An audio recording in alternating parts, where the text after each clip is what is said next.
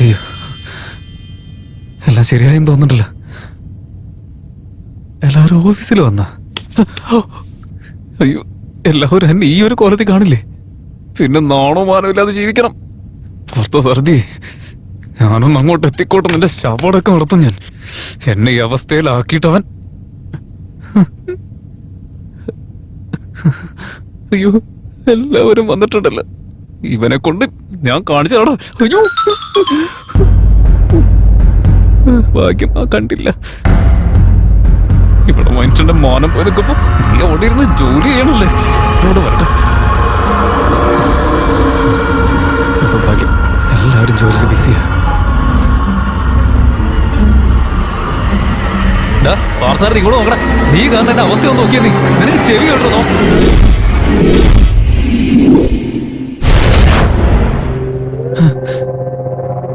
ഇത്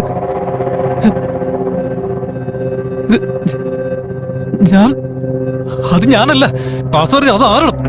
എന്നെ പോലെ ഇരിക്കുന്ന അത് ആരാന്ന്? എടാ പാർസാരഥി, എന്താന്ന് മനസ്സിലാവുന്നില്ല. എടാ എടാ ആരാണ് നീ?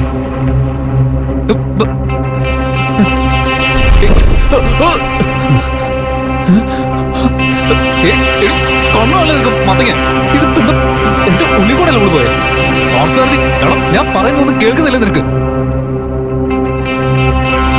പാർസാരഥി, എടാ പാർസാരഥി, എടാ ഞാൻ പറയുന്നത് കേൾക്കുന്നില്ല നിനക്ക്? എടാ അവൻ ആരാ ചോദിക്കുക? അവൻ ആരാ ചോദിക്കുക? എടാ പാർസാരഥി, എടാ എന്നെ ഒന്ന് നോക്കടാ.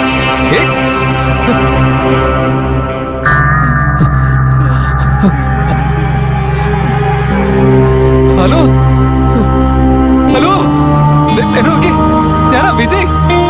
എല്ലാവരും നോക്ക്. എടാ പാർസാരഥി, എടാ എടാ നീ ഏതാ?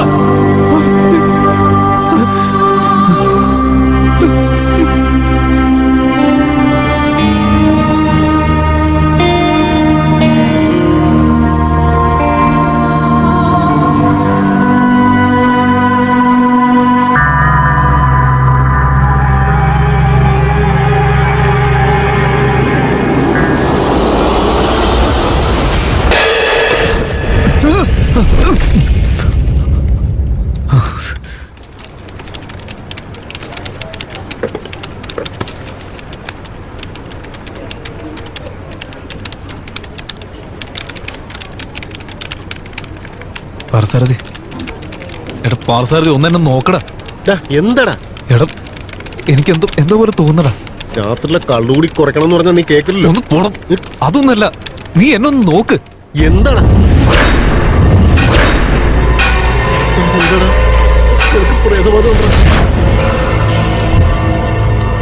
നീ വെറുതെ ആവശ്യമില്ലാതെ ഓരോന്ന് വിളിച്ച് പറയാൻ നിൽക്കരുത് കേട്ടാ.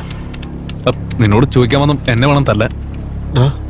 ഇന്നലത്തെക്കാളും നിന്റെ മുഖത്ത് എന്തോ ഒരു നല്ല വ്യത്യാസം കാണുന്നുണ്ടാ. എടാ പൊട്ടിച്ചെറ്റ, നീ ഇനി ഒരു അക്ഷരം മിണ്ടി കഴിഞ്ഞ എന്റെ ചെകളടിച്ച് പൊളിച്ച് ഞാൻ മിണ്ടാതിരുന്നു. എടാ സത്യമായിട്ട് നിന്റെ മുഖം കാണുമ്പോ പ്രേതം കയറിയത് പോലെ തോന്നുന്നുണ്ടാ. ഞാൻ സോറിടാ. ഇന്നലെ ഞാൻ നിന്നെ ഒരുപാട് പേടിപ്പിച്ചടാ. ആ പേടി കൊണ്ടാവും നിനക്ക് ഇങ്ങനെയൊക്കെ ഉണ്ടായെന്ന് തോന്നുന്നു. ഞാൻ പറഞ്ഞു നിനക്ക് വിശ്വാസം വന്നില്ല അല്ലേ? നിക്ക്, നിന്റെ ഡൗട്ട് ക്ലിയർ ആണെന്നുണ്ടെങ്കിൽ നീ ഈ CD ഇട്ട് ഒന്ന് കണ്ടു നോക്ക്. നിനക്ക് തന്നെ മനസ്സിലാവും.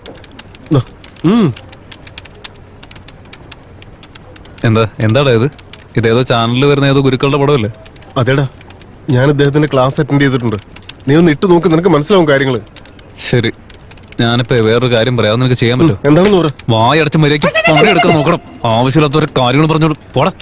നിന്നോടൊക്കെ പറയാൻ വന്നാലും ഭേദം പല കന്നുകാലിയോടും പറയുന്ന. മര്യാദയ്ക്ക് അവനവന്റെ ജോലി വെച്ചോ. വെറുതെ എന്നെ തല്ലുകൊണ്ട് ചാവാൻ നിൽക്കല്ലേ. നിന്നോടൊക്കെ ഇത് പറയാൻ വന്നതിന് എന്റെ തലമണ്ട അടിച്ചു പൊട്ടിക്കണം.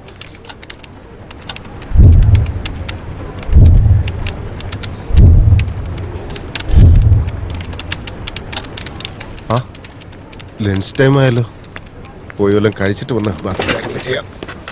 ഡാ വിജയ്, ലഞ്ച് ടൈം ആയി, ഞാൻ കഴിക്കാൻ പോവാ. നീ വരുന്നുണ്ടോ?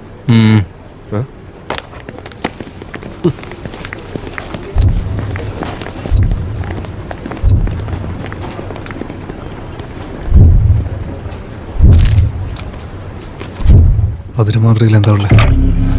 എന്തായാലും നോക്കാം.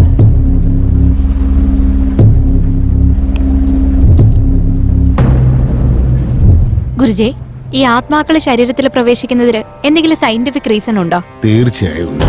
ആത്മാവുകൾ മനുഷ്യ ശരീരത്തിൽ പ്രവേശിക്കുന്നതിനും ശരീരത്തിൽ നിന്ന് പുറത്തു പോകുന്നതിനും ശാസ്ത്രീയപരമായ ഒരു കാരണമുണ്ട്. ആത്മാവെന്ന് പറയുന്നത് മനുഷ്യ ശരീരത്തിനുള്ളിൽ കഠിനമായ ചൂടോട് കുടികൊള്ളുന്ന ഒരു സൂക്ഷ്മ ശക്തിയാ. ആ ശക്തി ശരീരത്തിൽ നിന്ന് പുറത്തു വരാതെ ഇരിക്കാൻ നമ്മുടെ ശരീരത്തിന് ചുറ്റുമുള്ള സൂക്ഷ്മ ശരീരങ്ങൾ തടസ്സമാവും. ഈ സൂക്ഷ്മ ശരീരങ്ങളെ നമ്മൾ മാനസികം, പിന്നെ പാവനാത്മ ശരീരം എന്നൊക്കെ പറയും. ഏതെങ്കിലും ഒരു സാഹചര്യത്തിൽ മനുഷ്യൻ മനസ്സുകൊണ്ട് വല്ലാതെ പേടിക്കുമ്പോ അല്ലെങ്കിൽ സങ്കല്പങ്ങളിൽ മുഴുകുമ്പോഴോ ഈ സൂക്ഷ്മ ശരീരങ്ങൾ അവരുടെ ശക്തികൾ പുറത്തെടുക്കും. ഇതുപോലുള്ള സന്ദർഭത്തിലാണ് ആത്മാക്കൾ മനുഷ്യ ശരീരത്തിൽ നിന്ന് പുറത്തേക്ക് വരുന്നത്. ഇതെല്ലാം ആത്മാവുകൾ ശരീരത്തിൽ നിന്ന് പുറത്തു വരാൻ കാരണമാവുമ്പോ ആത്മാക്കൾ ശരീരത്തിനുള്ളിലേക്ക് പ്രവേശിക്കാൻ മറ്റൊരു കാരണവുമുണ്ട്. അതേക്കുറിച്ചൊന്ന് പറയൂ ഗുരുജി. ചില പ്രത്യേക സാഹചര്യത്തിൽ ആത്മഹത്യ ചെയ്യുന്ന മനുഷ്യന്റെ ആത്മാവിൽ ഈ സൂക്ഷ്മ ശരീരങ്ങൾക്ക് പ്രവേശിക്കാനേ ആവില്ല. അങ്ങനെയുള്ളപ്പോ ആത്മാവുകൾക്ക് തങ്ങളുടെ ശക്തി വർദ്ധിപ്പിക്കാനാവാതെ ശക്തി നഷ്ടപ്പെട്ടുകൊണ്ടിരിക്കും. അങ്ങനെയുള്ളപ്പോ ഈ ആത്മാവുകൾക്ക് ഈ ലോകം വിട്ട് മറ്റൊരു ലോകത്തിലേക്ക് പ്രവേശിക്കാൻ സാധിക്കില്ല. അങ്ങനെയുള്ള ആത്മാക്കൾ ഇവിടെ തന്നെ തുടരും. ഈ ആത്മാക്കളെ നമ്മൾ പ്രേതാത്മാക്കൾ എന്നാണ് പറയാറ്. ഇവയെല്ലാം ശരീരത്തെ കൺട്രോൾ ചെയ്യുന്നത് എങ്ങനെയാ? ഇങ്ങനെയുള്ള പ്രേതാത്മാക്കൾ താൻ ഇപ്പോഴും ജീവിച്ചുകൊണ്ടിരിക്കുന്നു എന്നുള്ള ഭ്രമത്തിൽ തനിക്ക് അത് വേണം ഇത് വേണമെന്നുള്ള ആഗ്രഹത്താൽ ജീവിച്ചുകൊണ്ടേയിരിക്കും. പക്ഷെ അവറ്റകൾക്ക് ഭൗതിക ശരീരം എന്നൊന്നില്ല. അതായത് ഭൂമിയിലുള്ള ഏതൊരു കാര്യത്തിനെയും അതിന് അനുഭവിക്കാൻ സാധിക്കില്ല. എപ്പോൾ ആത്മാക്കൾക്ക് ആഗ്രഹിച്ചത് നേടാൻ സാധിക്കുന്നില്ലയോ ആ സമയത്ത് തനിക്ക് പ്രവേശിക്കാൻ ഏതെങ്കിലും ഒരു സ്ഥലം കിട്ടുമോ എന്നത് അന്വേഷിച്ചുകൊണ്ടേയിരിക്കും. ആ സ്ഥലമാണ് മനുഷ്യ ശരീരം. ഏതു മനുഷ്യന് ഭയമുണ്ടോ അങ്ങനെയുള്ള മനുഷ്യന്റെ ശരീരത്തിലേക്ക് പ്രേതാത്മാക്കൾ ചില വിചിത്ര കഥകൾ പറഞ്ഞ് പേടിപ്പിച്ച് അവന്റെ സൂക്ഷ്മ ശരീരത്തിന്റെ ബലം കുറച്ച് ആ മനുഷ്യന്റെ ശരീരം ബലഹീനമാക്കി ആ ശരീരത്തിനുള്ളിലേക്ക് അത് പ്രവേശിക്കും. പിന്നീട് ആ മനുഷ്യൻ മൂലം അവരുടെ ആഗ്രഹങ്ങൾ നിറവേറ്റാൻ അവറ്റകൾ ശ്രമിക്കും. ഇങ്ങനെയുള്ള സമയത്താണ് മനുഷ്യന്റെ പെരുമാറ്റ രീതികൾ മാറുന്നത്. കാരണം അവന്റെ മനസ്സ് അവന്റെ കൺട്രോളിലായിരിക്കില്ല. അവൻ വിചിത്രമായി പെരുമാറും. പുതിയ പുതിയ ആഗ്രഹങ്ങൾ അവനിൽ ഉടലെടുക്കും. എല്ലാം ശരീരത്തിനുള്ളിലെ ആത്മാക്കൾ ചെയ്യുന്ന ജോലിയാണ്. ചില മനുഷ്യരുടെ ചെറുപ്രായത്തിൽ ആ മനുഷ്യന്റെ ആത്മാവ് അവന്റെ ശരീരത്തിൽ നിന്ന് പുറത്തു വന്ന് മായിക ലോകത്തിൽ നിന്ന് പുറത്തു വന്ന് ഭൂലോകത്തിൽ കറങ്ങുന്നതെല്ലാം CCTV ക്യാമറകളിൽ റെക്കോർഡായിട്ടുണ്ട്. അങ്ങനെയുള്ളൊരു വീഡിയോ ഇപ്പോൾ ഞാൻ കാണിക്കാം. CCTV അതേക്ക് ഏതെന്തെങ്കിലും അറിയാൻ പറ്റില്ലേ? ചെക്ക് ചെയ്ത് നോക്കാം.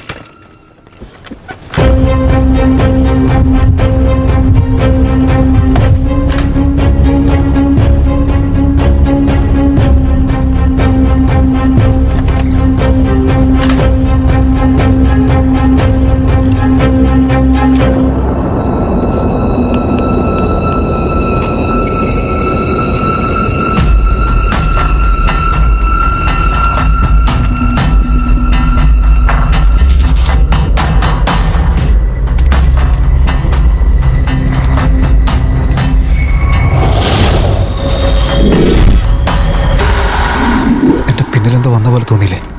അതെന്തായിരുന്നു?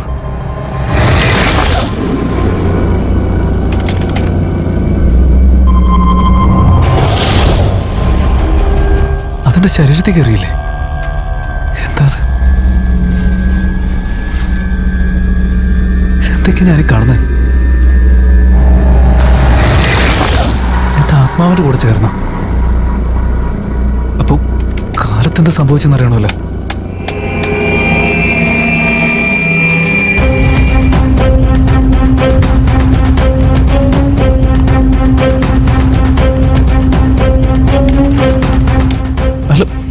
ഞാനല്ല അവിടെ ഇരിക്കുന്നത്. അവിടെ ആരും നിൽക്കുന്നുണ്ടല്ലോ. ഓ, അപ്പൊ എന്റെ ആത്മാവായിരുന്നു എല്ലായിടത്തും കറങ്ങി നടന്നത്. എല്ലാ CCTV ചെക്ക് ചെയ്യാം.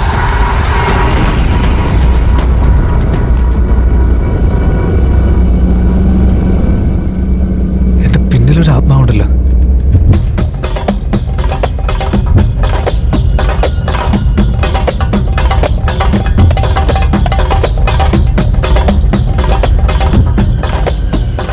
എന്തൊക്കെ സംഭവിച്ചിട്ടുണ്ട്. ഇതെന്റെ പിന്നിൽ നടക്കേണ്ട കാര്യം എന്താ? അത് കണ്ടുപിടിക്കണം. സ്റ്റാഫ് മെമ്പേഴ്സ് എല്ലാവരും ഇമ്മീഡിയറ്റ് ആയി മീറ്റിംഗ് ഹാളിലേക്ക് വരൂ.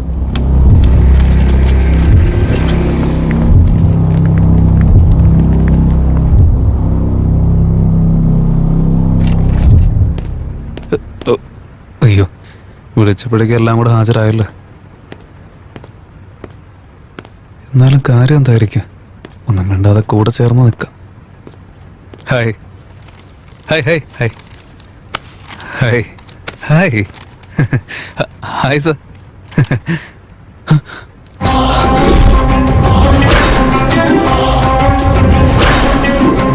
കാര്യങ്ങൾ നിങ്ങൾ എല്ലാവരും അറിഞ്ഞു കാണുമല്ലോ. Aishwarya is no more.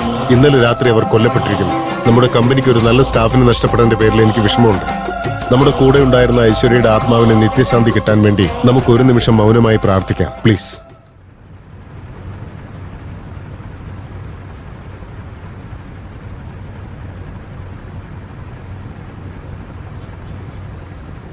Thank you. നാളെ ഒരു ദിവസം കമ്പനി ലീവായിരിക്കും. ഇപ്പൊ നിങ്ങൾ എല്ലാവരും പോയിക്കോളൂ.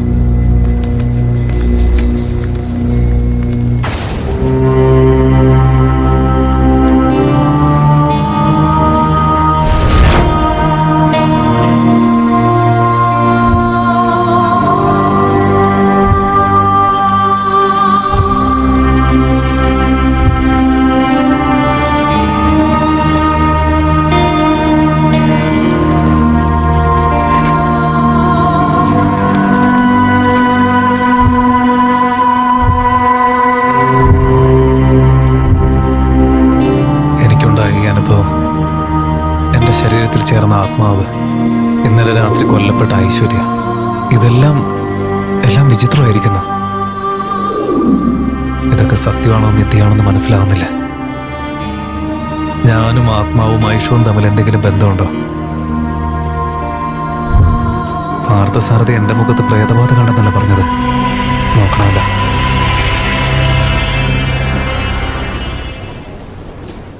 പ്രത്യേകിച്ചൊന്നും കാണുന്നില്ല. പിന്നിലെന്താ കാണുന്നത്?